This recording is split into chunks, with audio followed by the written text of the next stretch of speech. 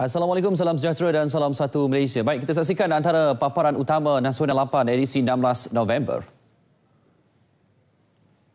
Persiapan hadapi banjir ditambah baik JKM. Juga kes denggi meningkat 185%.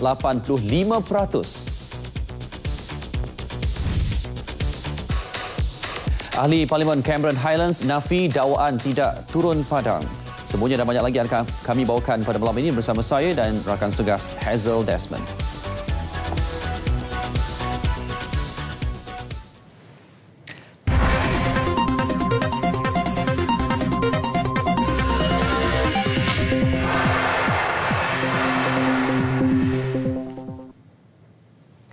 Sebelum ke perkembangan banjir, Nasional 8 dimulakan dengan statistik terbaru Kementerian Kesihatan berhubung denggi. Kes denggi meningkat 185% bagi tempoh Januari hingga 8 November lalu kepada 88,806 kes.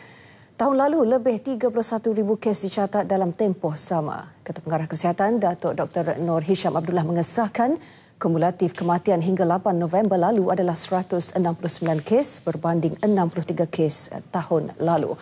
Sejumlah 96 lokaliti kawasan panas dilaporkan di seluruh negara, iaitu Selangor 89, Kelantan 4, Melaka 2 dan Sarawak 1.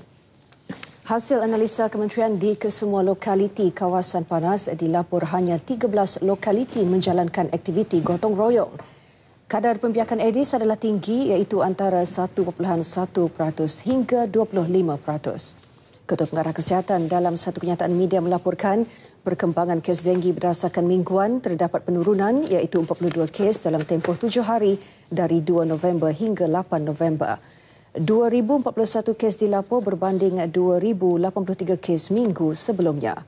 5 negeri mengalami peningkatan kes demam denggi dalam tempoh berkenaan, iaitu Melaka, Pulau Pinang, Perak, Terengganu dan Sabah. Sebagai persiapan menghadapi banjir tahun ini, Jabatan Kebajikan Masyarakat JKM sedang melakukan penambahbaikan. Ini termasuk penyediaan pusat pemindahan banjir berkapasiti besar. Pada masa sama, memperluas penggunaan bangunan kerajaan dan swasta sebagai pusat pemindahan. Ketua Pengarah Jabatan Kebajikan Masyarakat Datuk Norani Muhammad Hashim berkata, bangunan kerajaan iaitu pusat latihan dan kompleks sukan akan digunakan dan tidak lagi tertumpu kepada bangunan sekolah atau dewan orang ramai. Pusat pemindahan berkapasiti besar boleh menampung antara 2,000 hingga 5,000 penduduk terjejas dalam satu masa. JKM mengenal pasti 4,961 pusat pemindahan banjir yang boleh menampung kira-kira 1,342,302 orang. JKM juga akan menambah 10% stok barangan keperluan sebagai langkah meningkatkan persediaan dan kesiapsiagaan untuk menghadapi musim tengkujuh. Sementara itu, di Terengganu, setakat 7 petang tadi, penduduk terjejas banjir meningkat kepada 150 orang daripada 30 keluarga. Sebuah lagi pusat pemindahan sementara dibuka, iaitu di SMK Seri Payung Marang, selain Sekolah Kebangsaan Cendering dan Dewan Sivik Gong Badak. Pada masa sama, penduduk diminta sentiasa berwaspada dan mendengar amaran siren banjir pada bila-bila masa berikutan hujan kini turun berterusan di beberapa daerah, terutama Kuala Terengganu, Setiu, Marang dan Hulu Terengganu. Kesemua stesen siren amaran banjir yang telah dipasang di 24 lokasi kini juga telah dipastikan berada dalam keadaan yang baik. Menurut penolong jurutera bahagian hidrologi Jabatan Pengairan dan Saliran JPS Negeri Muhammad Nordin Sulong, ia melibatkan 4 stesen di Besut, 2 Dungun, 5 di Hulu Terengganu, 4 Kemaman, 1 di Kuala Terengganu, 2 Marang dan 6 di Setiu.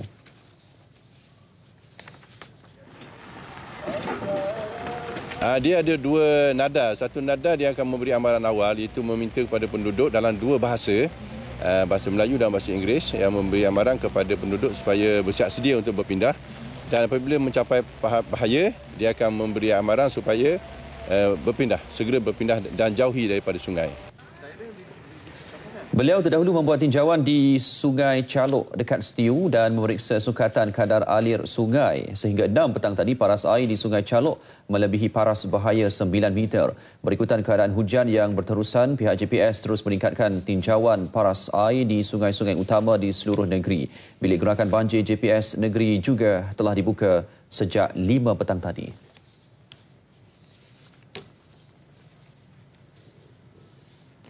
Di Perak, banjir di Cangkat Jong, Teluk Intan bagaimanapun surut sepenuhnya. Kesemua 59 mangsa daripada 16 keluarga yang berada di pusat pemindahan di Sekolah Kebangsaan Cangkat Jong dibenarkan pulang kira-kira 2 petang tadi.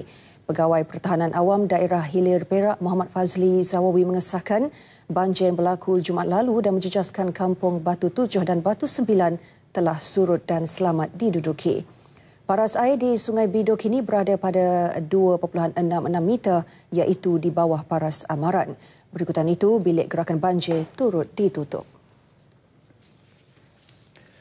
Hujan tanpa henti di Kuantan, Pahang menyebabkan beberapa jalan utama di daerah itu kini dilimpahi air. Berikutan itu, Jalan Pintas Kuantan ke Kemaman berhampiran Kolej Shah Putra masih ditutup kepada kenderaan ringan sejak pagi tadi. Akibat hujan tanpa henti, Jalan Pintas Kuantan Kemaman dinaiki air hampir 1 meter. Dalam bal itu, Jalan Tanjung Lumpur Pekan berhampiran simpang masuk ke Padang Makmur juga dilimpahi air. Bagaimanapun, ia masih dibuka untuk semua kenderaan. Ibu bapa dinasihatkan agar memantau pergerakan anak-anak agar tidak bermain di kawasan berhampiran bagi mengelakkan perkara tidak diingini berlaku. Sementara itu di Kelantan, paras air Sungai Golok berada pada tahap berjaga-jaga. Pegawai Operasi Balai Bomba dan Penyelamat Rantau Panjang Rahimi Samad memberi jaminan pihaknya dan penduduk setempat sudah bersedia hadapi kemungkinan banjir. Saya nasihatkan kepada penduduk atau penduduk yang tinggal di kawasan yang rendah di tepi-tepi Sungai Golok, jangan tunggu sampai paras bahaya. Maknanya dah paras amaran sudah boleh berpindah. Jangan tunggu rumah tenggelam dahulu baru hendak pindah. Bagi penduduk kampung Kedai Lama Rantau Panjang yang kedudukan hampir dengan Sungai Golok, mereka membuat ruang penyimpanan barang selain bersiap untuk berpindah jika diarah. Memang kita selalu kena banjir, memang kita duduk dalam jaga-jaga lah. Memang kita sentiasa, memang kita tahu dah masa musim bulan 11, bulan 12 tu, kita kena standby dah lah. Kita sebab kita tahu dah musim ni dia akan mari walaupun tak banjir. Ada juga tahun-tahun dia tak banjir. Tapi tahun-tahun tu banjir lebih pada kita jangka. Ya, daripada benda berat-berat tu akak naik tinggi dah lah.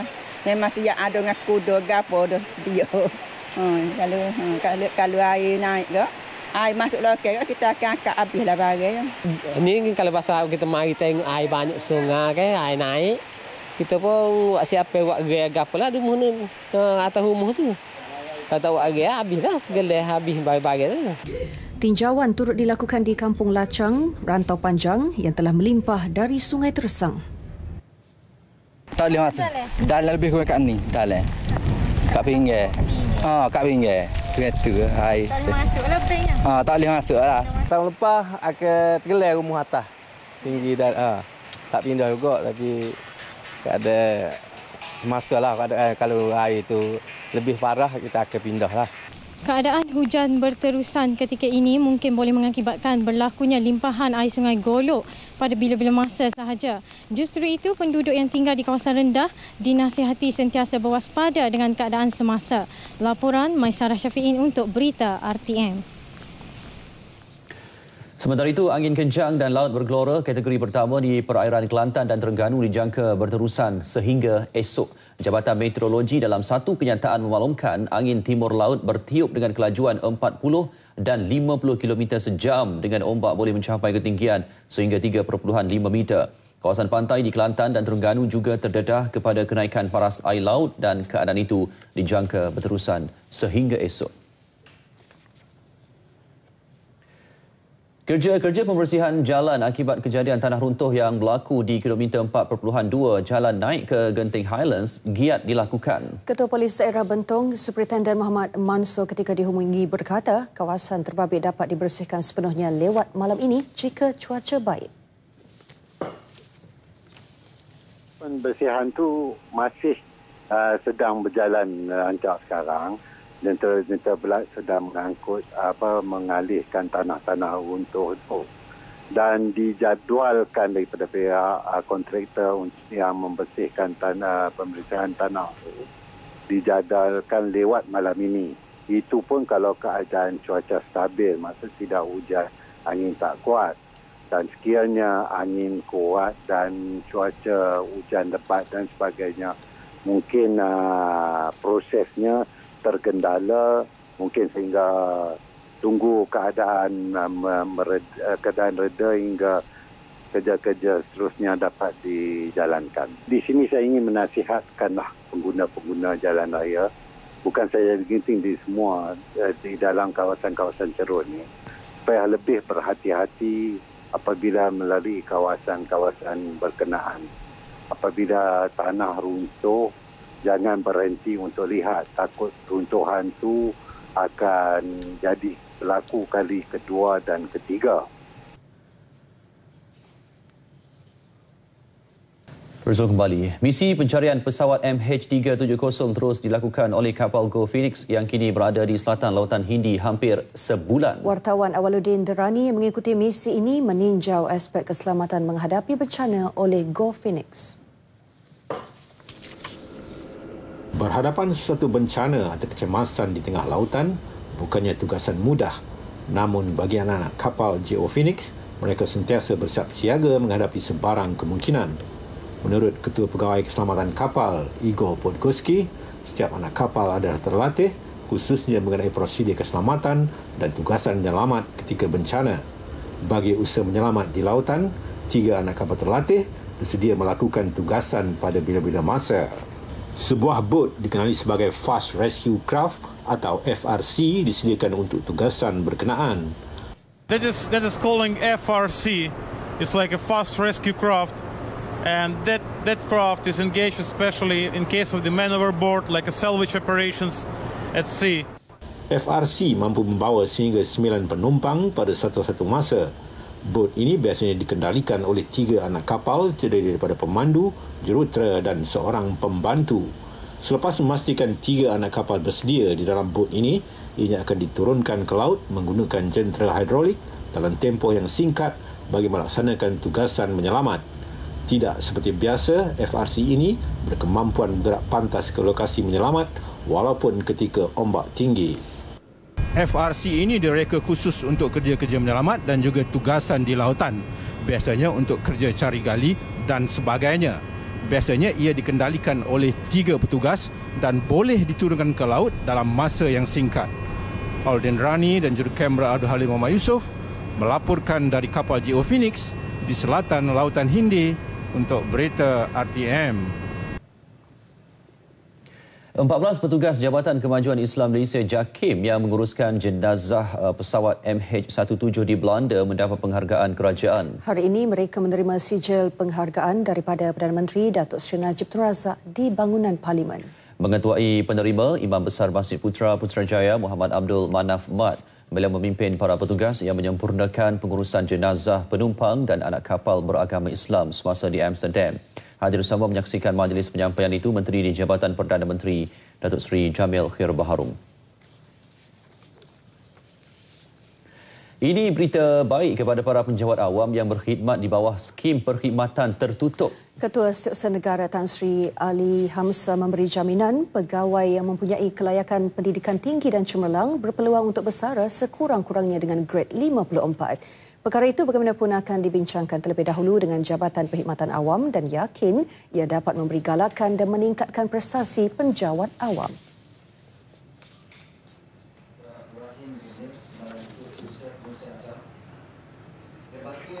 Pegawai-pegawai seperti ini yang masuk sebagai graduan, sekiranya mereka menjalankan tugas dengan baik dan mempunyai markah prestasi yang cemerlang, kita akan janjikan mereka lah sekurang-kurangnya grade 54 sebelum dipencen.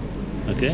Lebih daripada grade 54 ni terpulang pada jawatan yang sedia ada dan ada masanya kita rasa kita boleh beri khas untuk penyandang. Tan Sri Dr. Ali Hamzah terdahulu menyampaikan surat arahan pemangkuan dan kenaikan pangkat Jabatan Perhutanan Semenanjung Malaysia dan Jabatan Perlindungan Hidupan Liar dan Taman Negara di Kuala Lumpur. Antara penerima termasuk 46 pegawai perhilitan dan 2 pegawai Jabatan Perhutanan Semenanjung Malaysia. Lebihan akaun semasa suku ketiga 2014 yang mengecil dan direkodkan pada 7.6 bilion ringgit berbanding 16 bilion ringgit suku sebelumnya adalah lebih baik daripada jangkaan. Menurut Governor Bank Negara Tan Sri Dr. Zeti Akhtar Aziz, pihaknya sebelum ini mengunjurkan akaun semasa akan mengalami defisit berikutan pertumbuhan jumlah pelaburan. Narrowing of current account surplus is arising from slowdown in exports, but it's also due to increased imports. And therefore, if the increase in imports is in part due to intermediate goods, and that means that producers are producing goods for mostly for exports, that is a positive sign. And then if it's for capital goods, it's also a positive sign because that will support future growth. And therefore, at this stage, when the current account is surplus is about 3% of GDP, that is considered a good sign. It's still positive. Tan Sri Dr. Zeti menyatakannya di Ibu Negara di luar Persidangan Perangkaan Serantau ISI. Ekspor negara sudah melalui kepelbagaian dari segi pasaran serta produk dengan menyaksikan 60% destinasi ekspor ke negara-negara di rantau Asia. Mengulas penyelarasan dasar moneteri bagi menyokong pertumbuhan ekonomi, Tan Sri Dr. Zeti berkata, Bank Pusat akan mengkaji prospek masa depan ekonomi dunia selain kemelesetan semasa di Jepun. Bank Pusat juga akan membuat penilaian ke atas faktor yang menyebabkan penurunan harga minyak, sama ada ia bersifat sementara atau kekal. MYTV Broadcasting Sdn Berhad, MYTV dan Telekom Malaysia Berhad TM memeterai perjanjian persefahaman bernilai lebih 1 bilion ringgit. Ia bagi menyediakan infrastruktur dan kemudahan rangkaian perkhidmatan digital terrestrial television di DTT Malaysia. Penyediaan infrastruktur selama 15 tahun itu akan dilaksanakan di 37 pencawang utama TM, 10 hub serantau dan 2 stesen bumi di seluruh negara. Menurut Menteri Komunikasi dan Multimedia Datuk Seri Ahmad Syabri Cik, infrastruktur ini akan mempercepatkan revolusi industri penyiaran Malaysia yang akan beralih kepada DTT sepenuhnya pada 2018.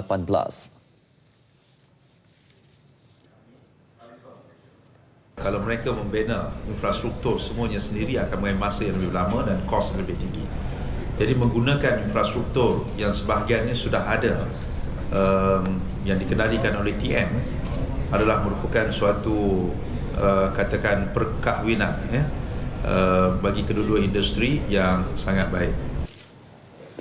Melalui kerjasama itu, TM akan menyediakan rangkaian fiber dan sistem penyiaran yang membolehkan MYTV memancarkan gambar berkualiti tinggi dan menambah baik kualiti tontonan secara digital.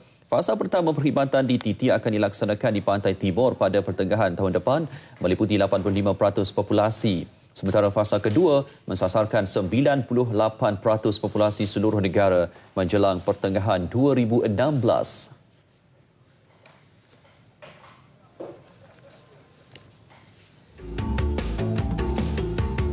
Demi lulus permohonan rumah, pegawai takbir didakwa minta habuan seks ibu tunggal. Paparan penuh kami bawakan selepas ini.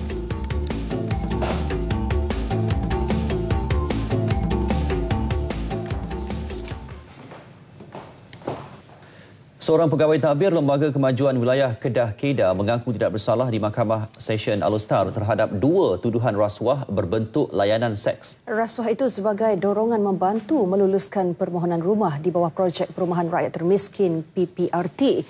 Bagi tuduhan pertama, Haris Saad, 56 tahun, didakwa meminta suapan berbentuk layanan seks daripada seorang ibu tunggal di sebuah restoran makanan segera di Alor-Star pada 10.45 pagi 10 November lalu.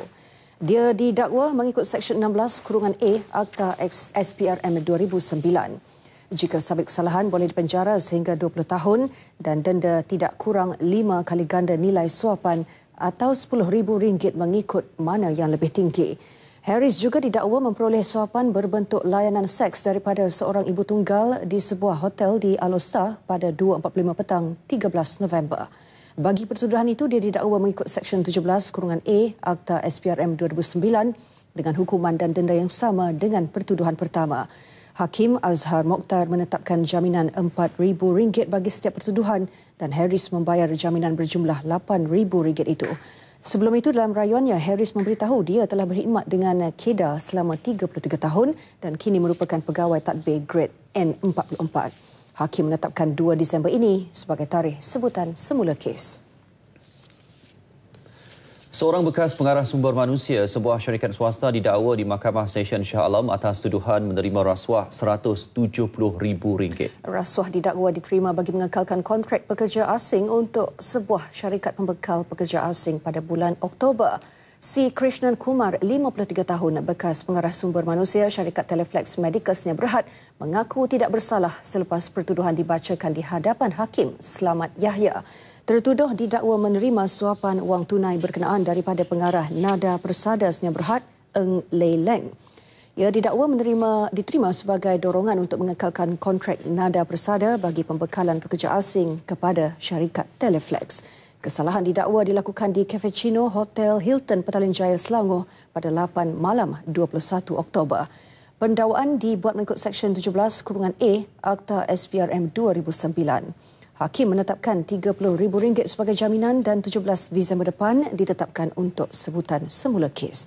Krishnan Kumar diwakili Peguam Muhammad Azwar Azfar Muhammad Tajuddin. Sementara pendakwaan dikendalikan Timbalan Pendakwa Raya Muhammad Helkal Ismail.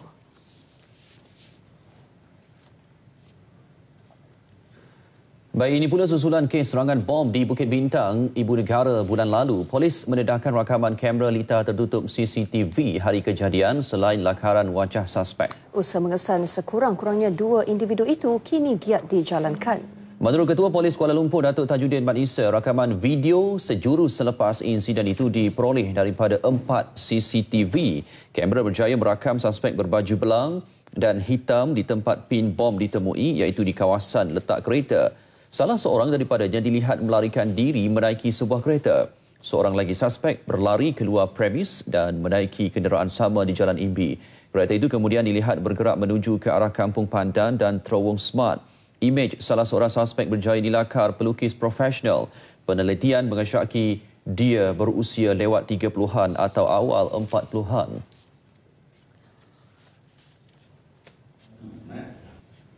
Untuk makluman tuan-tuan dan puan-puan juga, setakat ini siasatan kita menunjukkan bahawa motif kejadian berkenaan masih lagi satu cubaan membunuh yang bermotifkan persaingan dalam perniagaan aktiviti haram.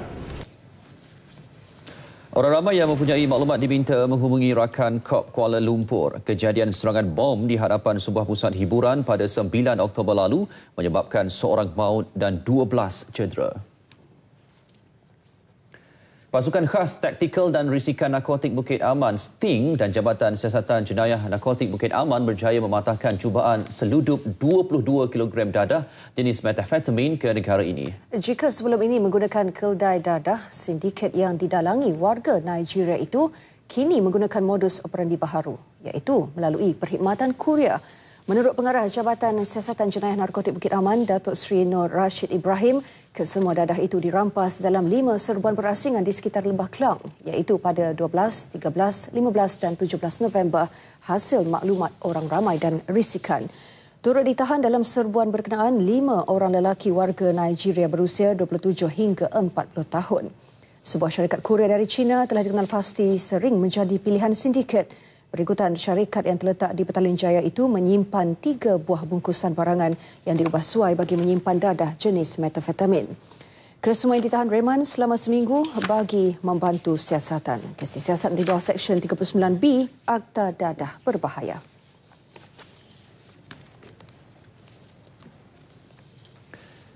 Majlis Keselamatan Negara MKN menafikan khabar angin yang disebarkan melalui aplikasi media sosial mengenai amaran tahap bahaya di beberapa kawasan perairan sekitar Kelantan. Ia disebarkan individu yang mengaku sebagai sukarelawan MKN.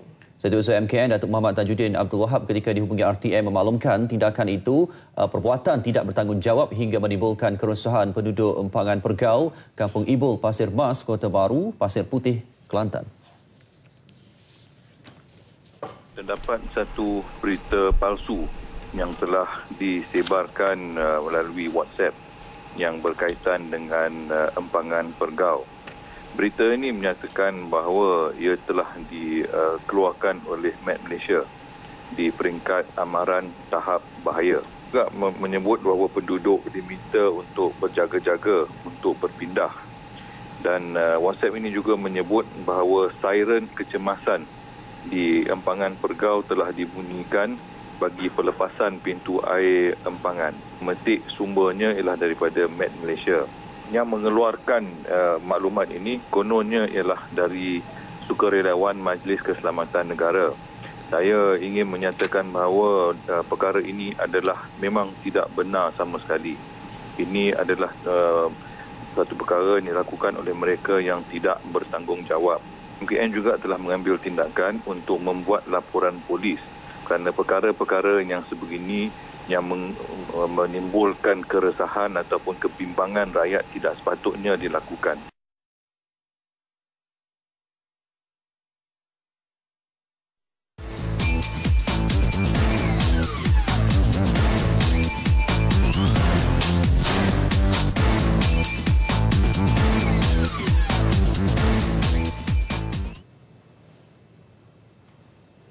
Timbalan Perdana Menteri Tan Sri Muhyiddin Yassin hari ini mempengerusikan mesyuarat ke-70 Majlis Tanah Negara MTN di Parlimen. 4 kertas pertimbangan dan 3 kertas maklumat dibincangkan menyentuh mengenai beberapa dasar penting berkaitan tanah dan perhutanan.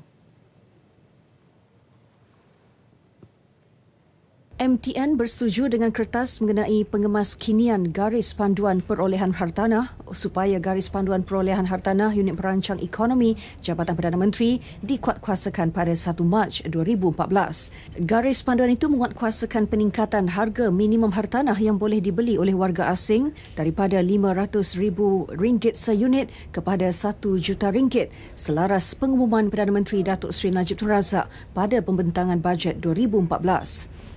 Mesyuarat juga bersetuju dengan kertas cadangan semakan kadar cukai tanah di Semenanjung Malaysia bagi tahun 2015 supaya pihak berkuasa negeri menyemak semula kadar cukai tanah sebelum tamat tempoh 10 tahun. Turut dibincangkan kertas cadangan berkenaan impak aktiviti pembangunan hartanah terhadap pengurusan hutan secara berkekalan bagi kawasan hutan paya laut di Semenanjung Malaysia. MTN bersetuju supaya kawasan hutan paya laut dalam hutan simpanan dikekalkan. Ini ada 2 jenis lah. Satu hutan simpanan kekal, satu bukit-bukit yang di Trokai. Dan Cameron Island pun bukit-bukit di Trokai. So di Semenanjung Malaysia kita ada dekat-dekat saya ingat 4.5 juta million hektar lah di seluruh Semenanjung. Bila saya pergi ke Sabah untuk bincang dengan Forestry Department dan lain-lain, mereka punya forestry dulu-dulu 70% belong palm oil plantation, 30% macam forestry. They are planting all forest areas, 70% forestry, 30% palm oil. Mesyuarat turut mengambil maklum mengenai keputusan penilaian penarafan bintang SSR pentadbiran tanah tahun 2013 dengan Pejabat Tanah Kulim Kedah telah mendapat 5 bintang. Dalam pada itu, Datuk Seri Palanivil yang juga ahli Parlimen Cameron Highlands menafikan dakwaan sesetengah pihak yang menyatakan beliau tidak pernah turun padang bertemu penduduk kawasan itu. No, that's all wrong. That's all wrong. How can they talk like that? Because every time I go and see the Malays, the Indians, the Chinese, I am with them. You know, these fellas are just talking rubbish lah. Beliau turut memaklumkan akan membawa timbalan Perdana Menteri Tan Sri Muhyiddin Yassin melawat Sungai Bertam dan lokasi banjir kilat di Cameron Highlands dalam masa terdekat. Dewan Rakyat hari ini membatalkan usul Wakil PKR Pandan Rafizi Ramli untuk merujuk timbalan Menteri Kewangan Datuk Ahmad Maslan ke Jawatan Kuasa Hak dan Kebebasan berhubung isu status kewangan One Malaysia Development Board Berhad 1MDB. Keputusan itu dibuat setelah Yang di-Pertua Dewan Rakyat Tan Sri Pandika Amin Mulia mendengar hujah penjelasan dan meneliti dokumen-dokumen yang dikemukakan kedua-dua pihak. Jelas Tan Sri Pandika, Datuk Ahmad didapati tidak berniat mengelirukan Dewan semasa menggulung perbahasan Rang Undang-Undang Perbekalan 2015 peringkat Kementerian Kewangan 6 November lepas. Saya berpendapat bahawa tidak payahlah dibahas, tidak payah dirujuk kepada mana-mana oleh kerana yang berhormat mengatakan dia tidak berniat sama sekali untuk mengelirukan Dewan. Tetapi, having said that, orang putih kata, apa yang hendak disebut oleh sebelah sini telah pun diperincikan oleh Pandan. Apa juga jawapan sebelah sini telah juga diperincikan oleh Pontian. Tetapi saya yang mengambil keputusan, itulah keputusan saya. Jadi saya harap perkara ini selesai kerana tidak ada niat untuk mengelirukan Dewan. Semasa memberi penjelasannya, Datuk Ahmad mengaku beliau telah tertinggal 6 perkataan iaitu tidak ada surat jaminan lain semua semasa memberi jawapan mengenai bon $3 juta Amerika 1MDB. Saya menerima kekhilafan atas tertinggalnya 6 perkataan tersebut yang menyebabkan salah faham. Saya tidak ada sebarang niat untuk mengelurkan Dewan. Sesungguhnya yang baik itu datang daripada Allah dan yang lemah itu daripada hamba-Nya. Maaf dan terima kasih. Susulan insiden keganasan yang dilakukan kumpulan pekerja sebuah kilang di Kulai Johor Ogos lalu, Timbalan Menteri Dalam Negeri Datuk Dr. Wan Junaidi Tuanku Jaafar memaklumkan 15 orang pekerja asing telah mengaku bersalah dan dipenjara 14 bulan.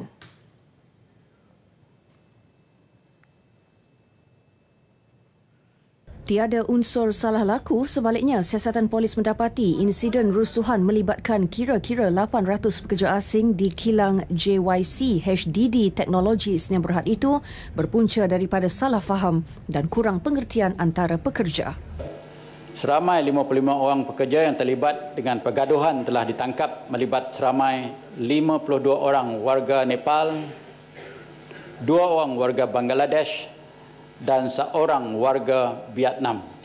Seramai 15 orang yang telah dituduh di bawah Seksyen 145 Kanun Keseksaan kerana terlibat secara langsung dengan pergaduhan tersebut.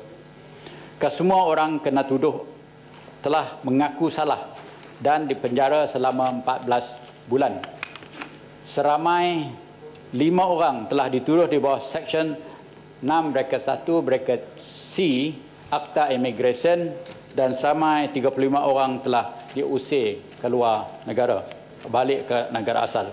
Beliau memberi penjelasan itu bagi menjawab pertanyaan Wakil DAP Kulai, Teo Ni Ching mengenai hasil siasatan terhadap insiden rusuhan itu. Kes tersebut menyebabkan operasi kilang berkenaan dihentikan buat sementara waktu. Kerajaan telah meluluskan cadangan tempat letak kereta terbuka berhampiran klinik kesihatan Luyang di Kota Kinabalu dengan peruntukan RM468,515 tahun ini.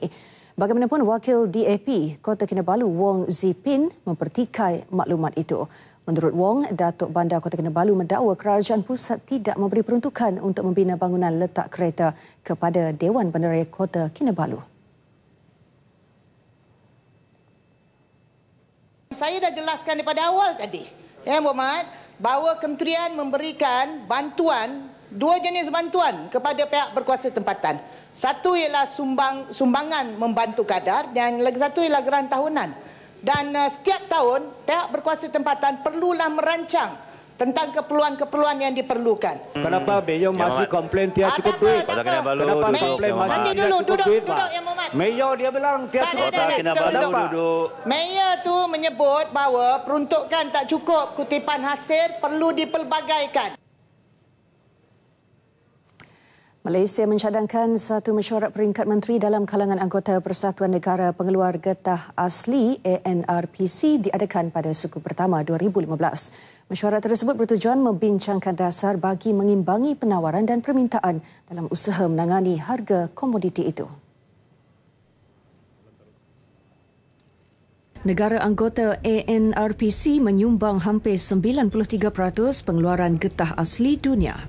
Di samping itu juga, ITRC ataupun dengan izin International Tripartite Rubber Council akan bermesyuarat pada 20 November ini.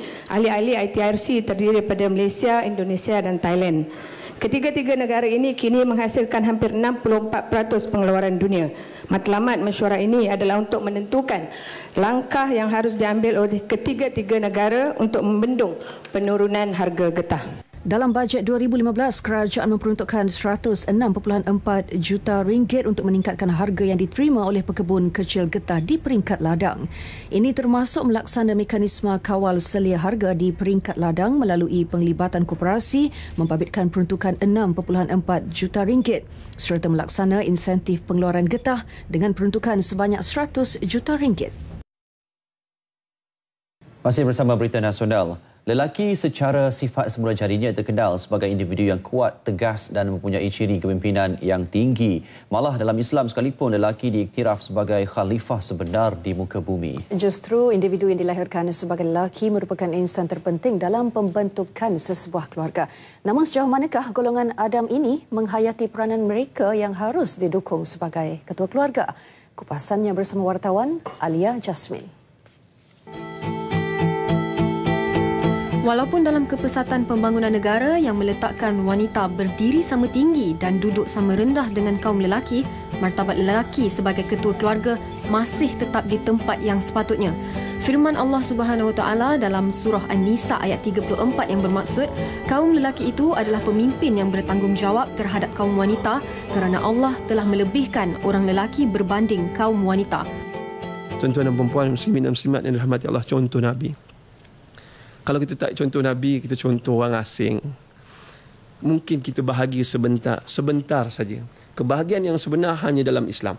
Dan apa berlaku, saya merayulah pada suami-suami yang kat luar sana, kalau boleh, pujuk hati kita, contoh Nabi. Tolong isteri di rumah. Dan perkataannya, berlaku lemah lembut terhadap isterimu. Sudah menjadi kebiasaan, lelaki merasa tanggungjawab mereka adalah di luar rumah kerana bekerja keras mencari sumber rezeki. Maka tidak hairanlah ada segelintir dalam kalangan mereka menganggap pengurusan rumah tangga, pendidikan anak-anak dan kerja rumah perlu diserahkan sepenuhnya kepada wanita. Apapun tanggapannya, harus diingat walaupun berperanan sebagai ketua keluarga, mereka juga harus menunaikan hak-hak terhadap isteri dan anak-anak. Jadi saya rasa memang perlulah lelaki suami untuk membantu isteri kat rumah. Tugasan tu untuk membantu isteri perlulah supaya rumah tangga tu bahagia. Sebab kalau Nabi Muhammad dulu pun bantu isteri dia juga sampai ke hari ni kita perlu ikutlah jejak tu. Nabi suka kadang-kadang dia menyediai kain. Kadang-kadang dia membantu isterinya masak. Kadang-kadang dia sendiri memasak. Dan kadang-kadang Nabi Muhammad SAW jaga anak. Bermain dengan anak. Inilah Nabi, seorang yang sibuk. Kita jangan kata kita sibuk lebih daripada Nabi. Sebab Nabi Muhammad SAW adalah seorang pemimpin dunia. Justru sebagai pentadbir, pengurus dan pemerintah yang tegas, terutama dalam institusi keluarga, sifat penyabar, ihsan dan penyayang perlu disemaikan untuk kesejahteraan hidup. Dan bersempena Hari Lelaki Antarabangsa yang disambut setiap 19 November, jadilah individu yang penuh tanggungjawab untuk agama, keluarga dan negara. Lelaki atau sesuami merupakan seorang yang berperanan besar dalam menjadi ketua kepada keluarga. Ini adalah kerana lelaki memainkan peranan untuk membentuk sesebuah institusi kekeluargaan. Oleh kerana itu, lelaki atau sesuami perlu memainkan peranan dalam membantu si isteri melakukan kerja-kerja seharian mereka di rumah, selain sikap toleransi yang menjadi pengukur utama dalam mengutuhkan lagi rumah tangga. Ringan sama dipikul, berat sama dijinjing demi mencapai kesejahteraan keluarga. Oleh itu, dalam kesempatan ini ingin saya ucapkan selamat Hari Lelaki Antarabangsa yang akan disambut 19 November nanti. Sekian laporan dari saya, Alia Jasmine untuk RTM. Baik, tibalah kita ke perkembangan sukan dalam dan luar negara. Bersama Nurul Fatihah Abdul Hamid. Fatihah, silakan. Terima kasih rakan tugas. Menarik dalam sukan nasional malam ini.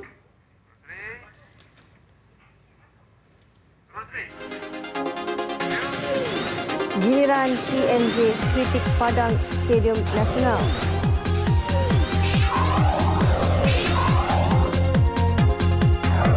KBS setuju penswastaan Liga M ditangguh. Semuanya dalam sukan malam ini.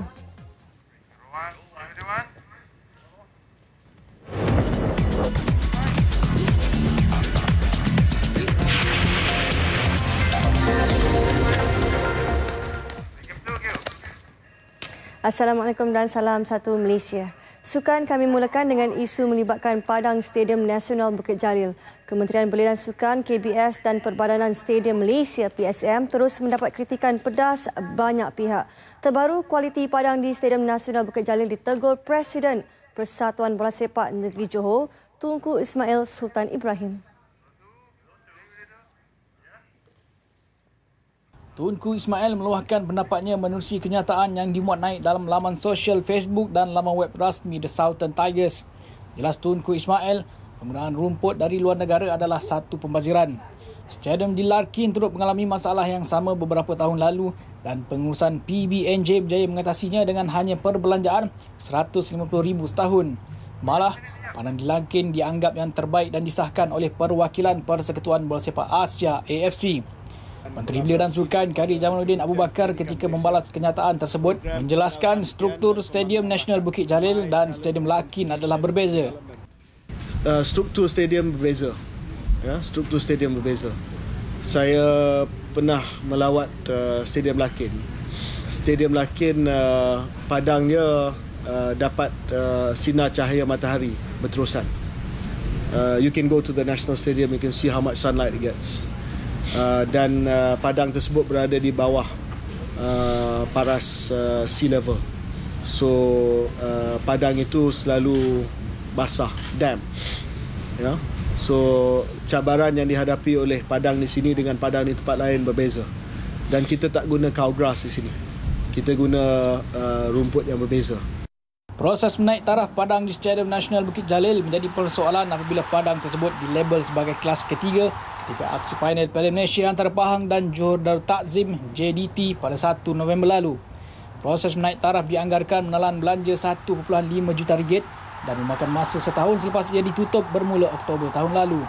Semalam, Perbadanan Stadium Malaysia PSM mengesahkan akan mengeluarkan peruntukan tambahan RM900,000 untuk pembelian 3 unit lampu jenis Sunlight bagi mengatasi masalah itu. Persatuan Bola Sepak Malaysia akan menangguhkan penswastaan Liga Malaysia yang dijadualkan tahun depan sehingga 2016.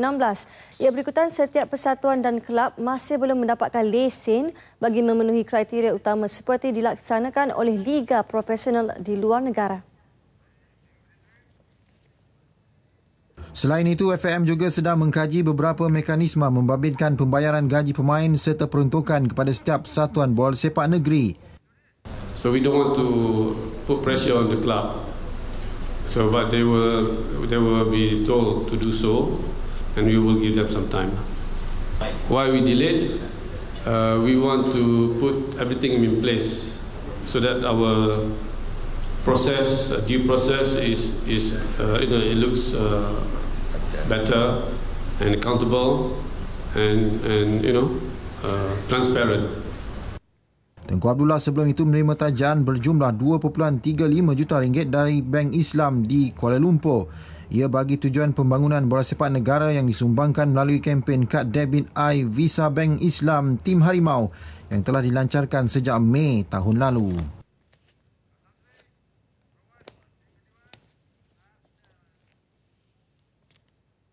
Penangguhan itu turut mendapat reaksi penasihat Persatuan Bola Sepak Malaysia FAM yang juga Presiden Persatuan Bola Sepak Negeri Johor, Tunku Ismail Sultan Ibrahim yang berharap FAM dapat mengatasi masalah yang wujud sehingga terpaksa ditangguhkan proses menswastakan liga. Mungkin ada satu keputusan yang bagus, kita bagi lagi 1 tahun, kita bagi peluang kepada pasukan-pasukan lain dan juga persatuan-persatuan untuk membuat nak siapkan kerja-kerja mereka untuk mereka lebih bersedia untuk swastakan liga pada tahun 2016. Kita tak boleh tangguh lagi. This is the last pada saya untuk beri satu nak tangguhkan swastakan liga kita. Jadi saya harap benda ni akan berlaku secepat mungkin lah. FAM menangguhkan proses menswastakan Liga Malaysia yang sepatutnya dilaksanakan tahun hadapan ke tahun 2016. Dalam sidang media di Larkin, Tunku Ismail sekali lagi menyentuh isu kualiti padang di Stadium Nasional Bukit Jalil yang mendapat kritikan ramai selepas dilihat tidak menepati spesifikasi hasil perbelanjaan jutaan ringgit.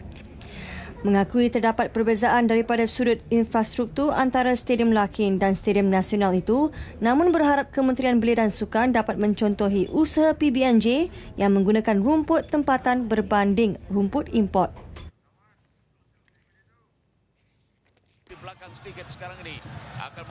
Dalam pengembangan berasingan, Khairi Jamaluddin bersetuju dengan pindaan untuk menswastakan Liga Malaysia pada 2016. Bagi Khairi, proses ini perlu diteliti dengan rapi dan kesemua pihak, khususnya pasukan-pasukan yang terlibat dalam Liga Malaysia, perlu bersedia sepenuhnya. Saya hanya dapat komen atas apa yang disebut oleh Presiden FAM. Presiden sebut bahawa hanya akan diswastakan bila semua dari segi perjanjian komersial, dari segi persediaan persatuan negeri, klub-klub, bila dah berada di tahap yang memuaskan, barulah Liga diswastakan. Untuk jangka masa panjang, saya berpendapat bahawa Liga M harus diswastakan. Dan FAM memberi tumpuan kepada pembangunan dan juga kepada pengendalian pasukan-pasukan kebangsaan. Presiden Persatuan Bola Sepak Malaysia Tengku Abdullah Sultan Ahmad Shah mengumumkan untuk menangguhkan hasrat FAM untuk menswastakan Liga Malaysia pada 2016 berbanding perancangan asal pada 2015. Ia berikutan setiap persatuan dan kelab masih belum mendapatkan lesen bagi memenuhi kriteria utama seperti dilaksanakan oleh liga profesional di luar negara. Kementerian Belia dan Sukan KBS berhasrat untuk memecahkan tembok di antara dua badan yang menjaga atlet, iaitu Majlis Sukan Negara dan Institut Sukan Negara yang dilihat tidak efisien dalam membentuk atlet pelapis. Justru pengenalan sistem pengurusan data Talent ID atau MyTID akan memperkemaskan modul sedia ada untuk menggilap bakat-bakat atlet di peringkat akar umbi. MyTID merupakan program saringan dan pembangunan bakat sedia ada dengan jaringan kerjasama antara ISN, MSN dan pelbagai kementerian untuk mencari atlet berpotensi di peringkat akar umbi. Program pembangunan sebelum ini tampak tidak efisien kerana tiada kata sepakat di antara MSN dan ISN. Bukanlah breakdown sangat, tapi penyelarasan itu tak berapa jelas. Macam saya tanya sebelum ini, berapa ramai yang telah disaring sebelum ini yang masuk ke pusat multilateral yang akhirnya menjadi atlet pelapis yang dibangunkan oleh MSN tak ramai. Kalau laluan dia terbatas, laluan dia tidak jelas, then there's something wrong with the implementing agencies. Untuk program ini, Menteri Belia dan Sukan Khairi Jamaluddin Abu Bakar telah pun mendapatkan peruntukan RM34 juta berbanding RM6 juta pada tahun lalu daripada Perdana Menteri Datuk Seri Najib Tun Razak untuk memastikan sasaran 500,000 murid daripada 7,000 buah sekolah di seluruh negara tercapai menjelang 2019. Sebahagian daripada peruntukan akan digunakan untuk program MyTID, manakala sebahagian lagi untuk membangunkan pusat latihan multilateral di setiap daerah di Malaysia. Bakat-bakat baru ini akan dilatih di pusat latihan dan KBS lebih mahu menumpukan 6 jenis sukan yang diumumkan Perdana Menteri ketika pembentangan bajet 2015 Oktober lalu. Khairi Jamaluddin terdahulu merasmikan program MyTID di ISN Bukit Jalil. Turut hadir Ketua Pegawai Eksekutif ISN Datuk Dr. Ramlan Abdul Aziz dan Pengurusi Lembaga ISN Datuk Norza Zakaria. Datuk Norza Zakaria yang juga Timbalan Presiden Persatuan Badminton Malaysia BAM menjelaskan proses pendengaran kes Datuk Lee Chong Wei kepada Persekutuan Badminton Malaysia BWF awal Disember depan dijangka menggunakan tali persidangan. Kita tahu BWF juga berpangkalan di Kuala Lumpur. So yang cuma dalam peraturan tu yang akan mereka ketengahkan ialah panel-panel yang bukan daripada Malaysia. Is BWF punya call, ya. Keputusan dia. Atas peraturan yang kita lihat, must be a 3-member panel semua tu, kita akan bersedia kepada benda tu. Tapi kalau segi logistik ni, dia akan buat keputusan. Cara mana? Kita bersetuju, kita bersedia, hakikatnya persediaan kita itu ialah untuk bersedia dalam apa eventualities, apa akhiran kemungkinannya. Kesemua maklumat sedang dikumpul untuk dijadikan bukti buat pihak peguam Mike Morgan ketika proses pendengaran nanti. Menjelang kejohanan bola sepak Piala AFF Suzuki, ketika kejohanan semakin hampir dengan perlawanan pertama, skuad kebangsaan 23 November ini bertemu Myanmar. Ramai yang tertanya-tanya adakah skuad kendalian jurulatih Dollah Saleh mampu membawa pasukan di Singapura hujung bulan ini. 4 kekalahan dari 5 perlawanan persahabatan jelas sesuatu yang merunsingkan pelbagai pihak. Malah Presiden FAM Tengku Abdullah Sultan Ahmad Shah sudah pun runsing dengan prestasi semasa skuad Harimau Malaya. Isu tidak menentu anak didiknya sepanjang aksi persahabatan tidak mahu dipandang serius Dollah Saleh. Situasi yang berlaku dalam 5 perlawanan persahabatan sebelum ini diibarat sesi pengenalan untuk pemain-pemain mengenali lebih dekat selain mendapatkan keserasian antara mereka. Tapi sebenarnya kalau tengok pada persembahan, memang saya agak puas hati dengan persembahan walaupun keputusan tidak menyebelahi kita. Tapi kalau nak dikirakan dalam separuh masa pertama tu memang nampak dah putik-putik bahawa Amri dengan Mak Yu dah ada keserasian. Bahagian midfield semua dah ada nampak kemantapan. Cuma yalah kita agak leka 11 pemain 10 orang. Dekat situ saya kena banyak betulkan di bahagian pertahanan. Walaupun ramai yang mempertikaikan barisan skuad yang ada, Dollah tidak mempunyai banyak pilihan susulan masalah kecederaan yang dialami pemain utama sekaligus terpaksa disingkirkan. Dia sebenarnya players yang saya drop tu sebenarnya atas kecederaan Gopi dengan dengan Aidil, dan saya ada ingin nak panggil Razman ataupun Joseph Kalang, tapi Razman setelah kita sedia semua tengah bercuti di Korea, jadi dari segi fitness mungkin dia tak fit untuk tu. So Joseph pula baru melangsungkan perkahwinan dalam holiday ni. Namun Dollah tetap mengakui bahawa banyak kelemahan yang perlu dibaiki, bukan di satu sudut malahan semua penjuru jika mahukan sebuah pasukan yang mantap. Sambil mengharapkan sokongan padu tidak berbelah bagi kepada penyokong Harimau Malaya untuk sama-sama memenuhi Stadium Jalan Besar pada 23 November ini. Dollah ditemui ketika sesi latihan skuad kendaliannya di Padang Tiruan Majlis Sukan Negara MSN di Bukit Jalil. Skuad bola sepak kebangsaan memulakan latihan di MSN bagi mendapatkan keserasian beraksi di Padang Tiruan Stadium Jalan Besar sebelum berlepas ke Singapura Jumaat ini. Kita ke perkembangan Piala Monsun. Desas-desus mengenai masa depan negeri Terengganu sebagai venue bagi perlumbaan World Match Racing WMRT akhirnya terjawab. Terengganu hanya akan menjadi venue bagi pusingan kelayakan untuk memburu 2 slot ke siri jelajah terakhir Alpari World Match Racing Piala Monsun yang akan berlangsung di Johor Februari tahun depan. Laporannya bersama wartawan sukan RTM Abang Halim Abang Terasid. Salah satu daripada 2 slot wildcard itu telah diperolehi pelayar negara Jeremy Koo setelah dinobatkan sebagai pemenang keseluruhan Liga Layar Malaysia 2014. Manakala satu lagi akan diberikan kepada pemenang Piala Monsun Terengganu yang akan bermula besok. Menurut Jeremy, pasukan negara perlu bekerja keras untuk mencapai impian tersebut. Tidak meletakkan harapan tinggi dalam kejohanan ini, sebaliknya menjadikannya sebagai satu persediaan menghadapi saingan lebih hebat pada Piala Monsun Malaysia di Johor nanti. I think the chances is there, but it is tough. But you never know in sailing. The condition in Terengganu is so tricky. Anything can be happen. Sometimes you can be at the back and then all of a sudden you finish ahead of everybody. So it's all depend on how hard he train and how much he's focused on the race. So we also wish him to sail better in this Asian Monsoon Cup. Tambahnya, peluang untuk bersaing dengan pasukan hebat tidak selalu ada semasa kejohanan dalam negara. Sepanjang kejohanan, setiap pasukan akan melalui 14 perlumbaan sebelum layak ke peringkat suku akhir. Dengan penyertaan beberapa pasukan hebat antaranya dari Australia dan Perancis, beliau dapat melihat sejauh mana kemampuan pasukannya bersaing di peringkat lebih tinggi. Harapan negara untuk satu lagi wildcard bergantung kepada skipper Hazwan Dermawan. Namun beliau terpaksa bersaing dengan pasukan-pasukan besar seperti Sam Gilmore yang mewakili Neptune Racing yang kini menduduki tempat ke-14 ranking dunia, dan Maximilian Soh yang memenangi pingat emas Sukan Asia yang lalu. Apapun, perlumbaan ini merupakan satu pentas terbaik bagi pelumba negara menguji kemampuan mereka bersaing di peringkat antarabangsa. Abang Halim Abang Rashid melaporkan dari Pulau Duyung, Terengganu untuk RTM.